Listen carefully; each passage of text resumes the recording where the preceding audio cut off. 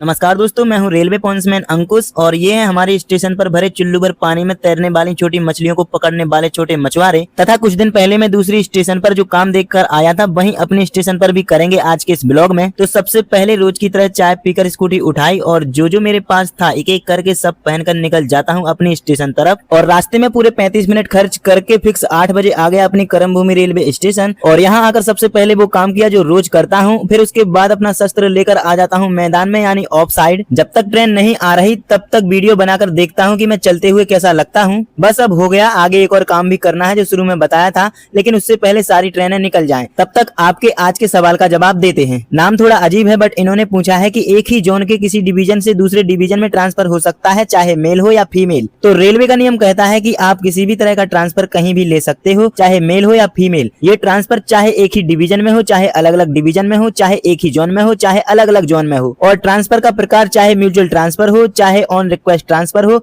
चाहे priority transfer यानी कि आपके पति या पत्नी की गवर्नमेंट जॉब के आधार पर हो। तो देखो, अब ये जो मालगाड़ी आई है, हमें इसके लोको पायलट महोदय तथा गार्ड महोदय को एक मेमो देने जाना है, जिसे देखकर उनका रिएक्शन कुछ ऐसा होगा।